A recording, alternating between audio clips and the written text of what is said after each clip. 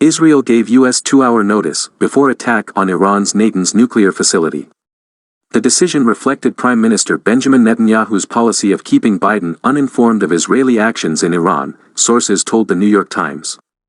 Israel gave the United States less than 2 hours warning of its plans to attack Iran's Natanz nuclear facility in April, the New York Times reported, citing American and Israeli sources.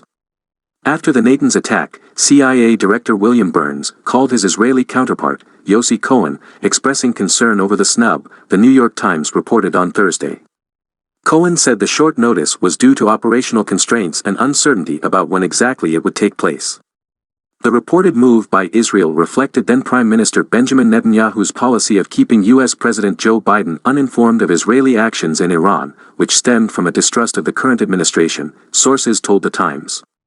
The short notice reportedly gave U.S. intelligence agencies little to no time to respond and provide their insight. After the attack occurred, the U.S. claimed no part in it.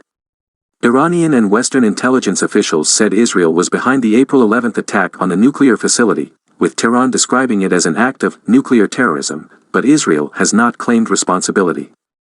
The attack also occurred less than a week after the first indirect talks began between U.S. and Iranian diplomats to bring Washington back into the 2015 nuclear deal. Since coming into office, Biden has sought a return to the Iran nuclear accord that Trump left. Israel has been vehemently opposed to returning to the deal, which lifted wide-ranging sanctions on Iran in exchange for Tehran scaling back its nuclear program.